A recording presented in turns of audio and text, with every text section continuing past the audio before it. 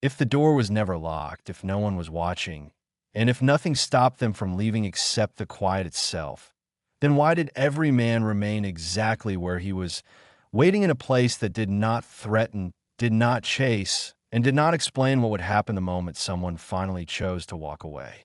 From the moment they were brought into the camp, there was a shared and unspoken belief that something decisive would occur almost immediately, some unmistakable act or declaration that would strip away uncertainty and replace it with a clear understanding of what captivity truly meant.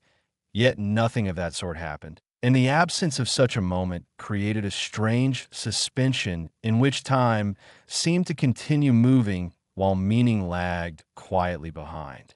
They were registered without haste, guided through the space without raised voices or visible aggression, and placed into routines that felt provisional rather than final, as though the entire structure existed in a state of observation, waiting to see how they would behave when pressure was deliberately withheld.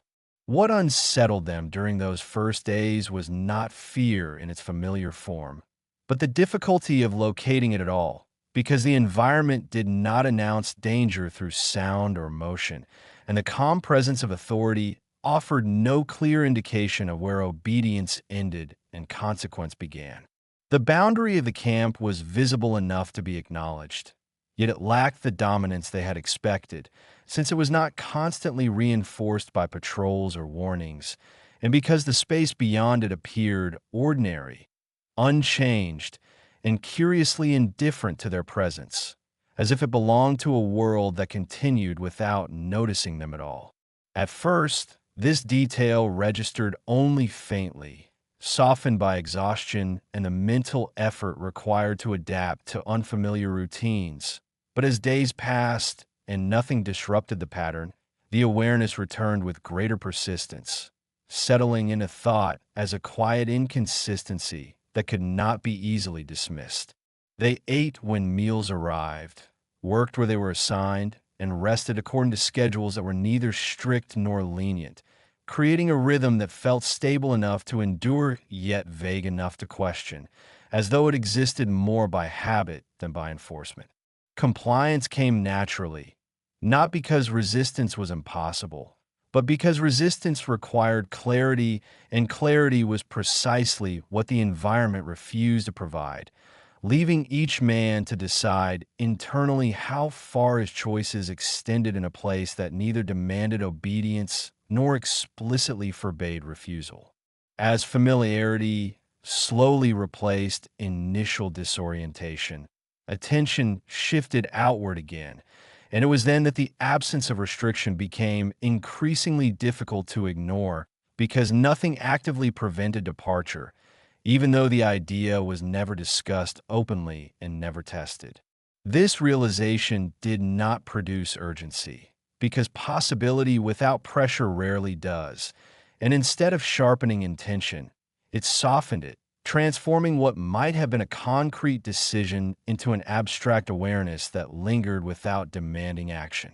Days continued to pass without incident, and with each uneventful morning the sense of waiting grew heavier, not because something was expected to happen, but because nothing ever did, and the lack of interruption slowly reshaped their understanding of time itself.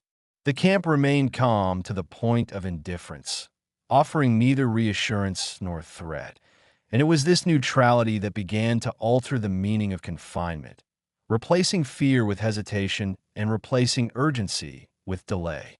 Without visible punishment to measure risk against, each man was left alone with his own judgment, forced to define danger internally rather than respond to external force, and this quiet responsibility weighed more heavily than any shouted command. Over time, the idea of leaving shifted from a practical consideration into a silent background presence, acknowledged privately but rarely examined, as though examining it too closely might require an answer that no one yet felt prepared to give.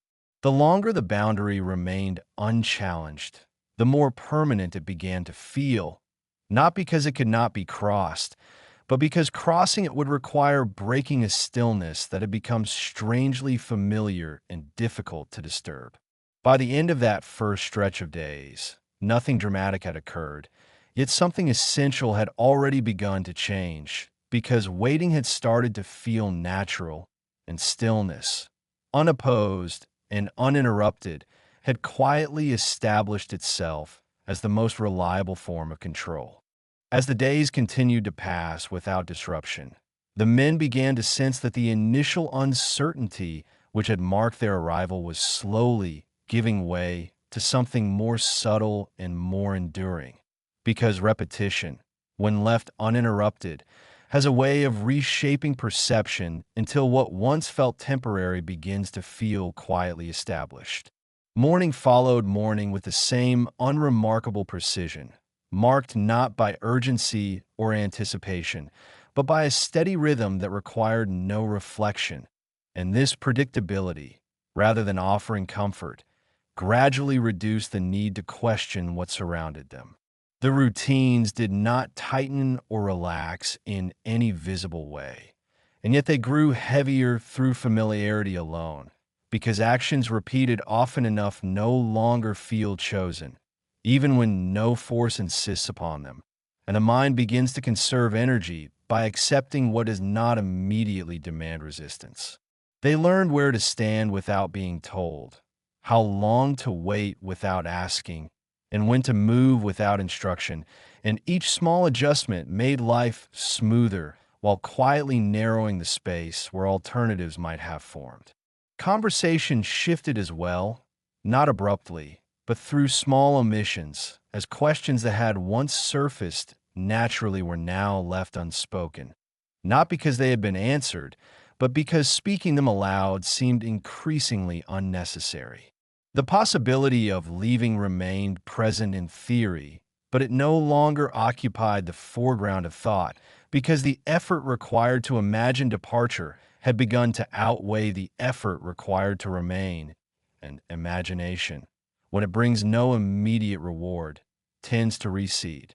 Instead, attention settled on minor details, on changes in weather, on the passing of meals, on the gradual recognition of familiar faces, and these details filled the mental space once reserved for broader concerns, quietly displacing them without confrontation. What made this shift difficult to notice was the absence of any clear moment of surrender, because no decision was ever made to accept the situation, and yet acceptance emerged anyway, formed from countless small moments in which inaction proved easier than choice. The camp itself offered no reinforcement of authority beyond its continued existence, and this lack of pressure created an environment where compliance appeared self-generated, as though it arose naturally rather than being imposed from outside. Over time, the boundary that had once drawn curiosity now blended into the background of daily life, its presence acknowledged without inspection, its meaning dulled by familiarity, until it became less a line to be crossed and more a feature of the landscape. The men did not forget that it existed, but they stopped measuring themselves against it, because the act of measurement required a reference point that had slowly faded, replaced by the immediate concerns of routine and endurance. Waiting became easier to justify than movement, because waiting carried no risk of consequence, while movement, even when allowed, introduced uncertainty into a system that had grown predictably still. In this way, hesitation replaced fear as the dominant influence, because fear demands reaction, while hesitation encourages delay, and delay, when repeated often enough, begins to feel indistinguishable from intention. The longer nothing happened, the more the absence of change shaped expectation, until the idea that something might happen at all began to feel distant, almost unreasonable, as though disruption belonged to another life entirely. By the time this realization formed clearly, it did so without alarm, because the gradual nature of the shift had softened its edges, allowing the men to adapt without ever noticing when adaptation had become resignation. The camp remained quiet, unchanged, and watchful only in its stillness. And it was within this stillness that the most effective form of control continued to operate, not through restriction or threat, but through the steady normalization of waiting. As time continued to stretch forward without interruption, the men began to notice a subtle shift, not in their surroundings, but within their own patterns of thought, because what had once felt like a temporary state now demanded interpretation. And interpretation, when repeated often enough, has a way of reshaping belief. The idea of choice remained present, but its meaning had begun to change, no longer associated with action or direction, but with endurance, as though choosing had become less about movement and more about deciding how long one could remain unchanged. They were aware, in a distant and almost academic sense, that alternatives still existed, yet those alternatives felt increasingly abstract, detached from daily experience, and difficult to translate into intention without disrupting the fragile balance that routine had established. No one announced this shift, and no signal marked its arrival, because it unfolded gradually through small internal adjustments that felt reasonable in isolation, even as they collectively altered the way freedom itself was understood. Moments that might once have sparked reflection now passed without notice, not because they lacked meaning, but because attention had narrowed, trained by repetition to focus on what was immediate and familiar rather than what was possible. The mind adapted by lowering its expectations, not out of despair, but out of efficiency, conserving energy by avoiding questions that led nowhere and postponing decisions that offered no clear outcome.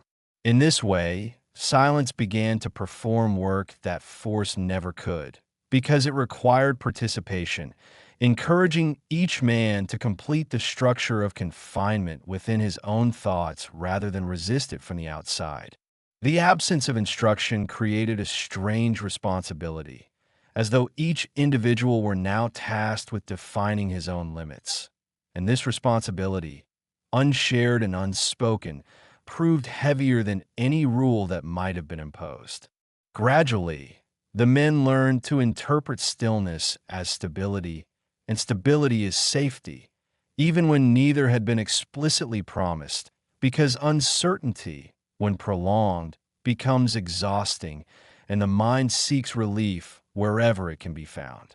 The boundary that once suggested opportunity now suggested disruption, not because it had changed, but because crossing it would require breaking with a rhythm that had come to feel internally coherent, however restrictive it might have been.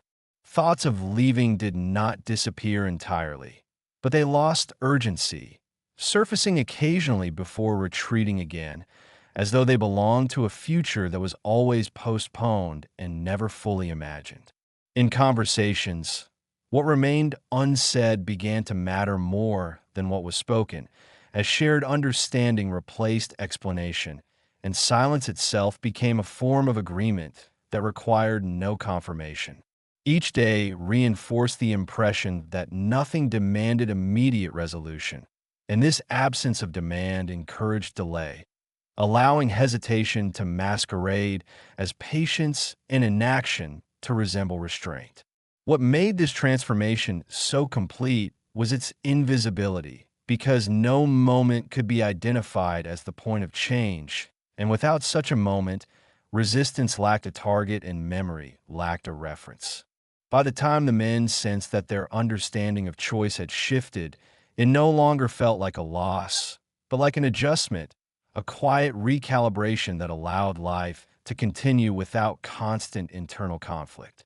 The camp remained unchanged, offering no commentary on these developments, and it was precisely this indifference that allowed the redefinition of choice to take hold, guiding behavior not through command, but through the gradual alignment of thought with stillness.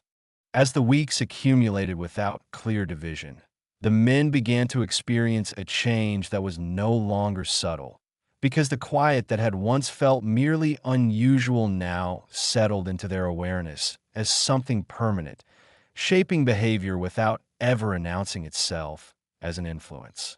The absence of external pressure, which had initially preserved a sense of personal agency, gradually eroded it instead, because when no force demands compliance, compliance begins to feel self-chosen, and what is self-chosen rarely feels temporary. They no longer measure time by arrival or departure, but by repetition, by the steady return of the same tasks, the same movements, and the same pauses, until variation itself began to feel unnecessary, even unwelcome. What had once been restraint slowly transformed into preference, not because the conditions improved, but because adaptation rewarded stillness, and stillness required less effort than uncertainty. The idea of resistance did not vanish through suppression, but through irrelevance. As there was nothing obvious to resist, no command to oppose, no rule to break, and no visible authority demanding acknowledgement. Without confrontation, defiance lost its shape because defiance depends on contrast, and here there was none. Only continuity and the quiet expectation that tomorrow would resemble today closely enough to require no preparation. Silence, unchallenged and uninterrupted, became instructive, teaching patience without promising reward, and encouraging endurance without defining an endpoint, until the men learned to inhabit the present moment without reference to before or after.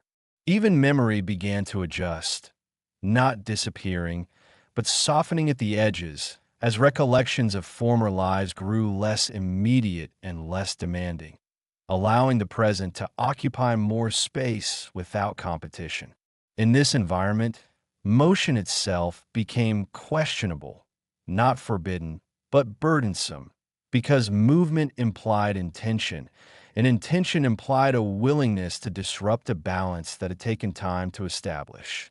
The boundary remained where it had always been, unchanged and visible, yet its meaning had reversed, no longer representing opportunity, but uncertainty, and uncertainty, after prolonged stillness, felt more threatening than confinement. What replaced resistance was not submission, but accommodation, a gradual alignment of inner rhythm with outer quiet, until conflict diminished simply because there was no longer a clear reason to sustain it. The men continued to function, to speak when necessary, to work when directed, and to rest when allowed. And this functioning created the impression of stability, even as choice narrowed quietly within it. Nothing dramatic marked this transition, because drama requires contrast, and contrast had been dissolved by repetition, leaving only continuity and the sense that this way of living, while never declared permanent, no longer felt provisional. By the time silence fully occupied the space once held by resistance, it did so without force, without announcement, and without regret, establishing itself as the dominant influence not through control, but through the quiet reward of predictability. At some point, without announcement or agreement, the men crossed an internal threshold that none of them could later identify with precision, because the transition did not occur through a single decision or event, but through the slow accumulation of days in which nothing demanded change. What had once been waiting gradually ceased to feel temporary, and instead settled into the background of thought as a condition assumed rather than questioned, allowing each day to begin without expectation and to end without reflection.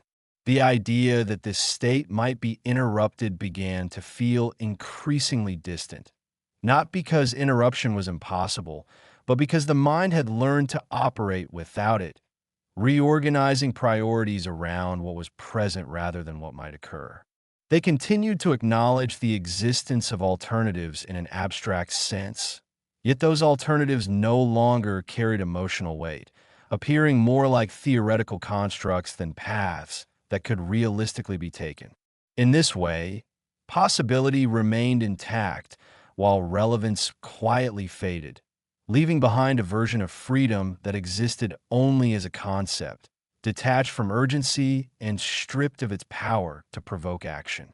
The absence of loss made this adjustment difficult to recognize, because nothing had been taken away, and without loss there was no clear reason to mourn, only a gradual narrowing of focus that felt practical rather than imposed.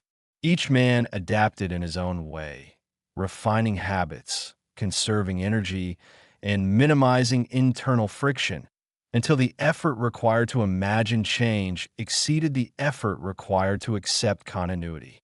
Memory no longer served as a point of comparison, but as a distant reference, consulted occasionally and without insistence, as though it belonged to someone else or to a time no longer directly connected to the present.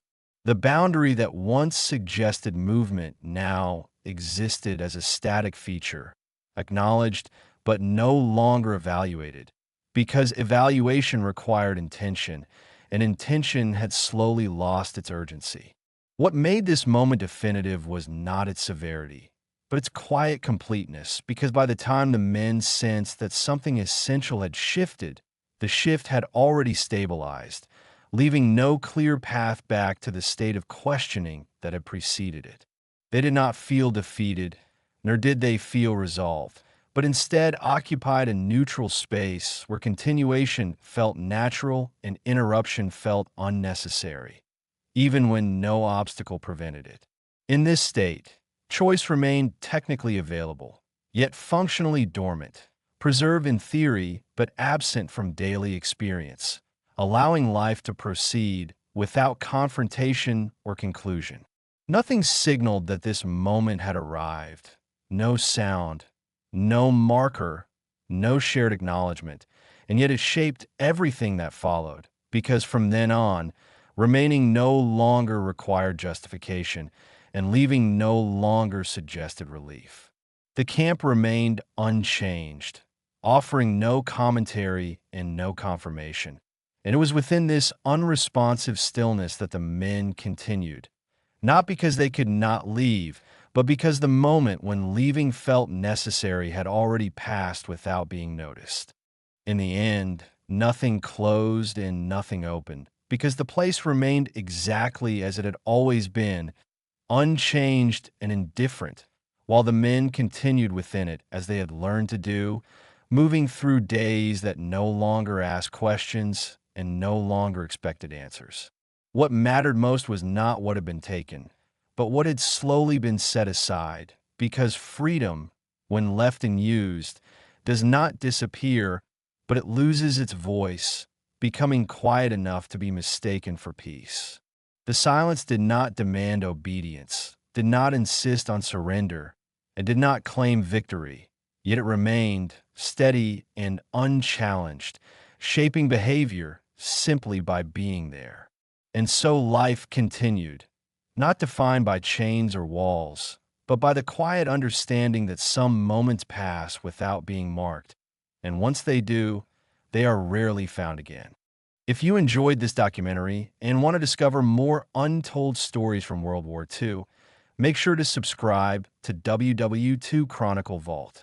Your support helps us bring history back to life, one forgotten story at a time.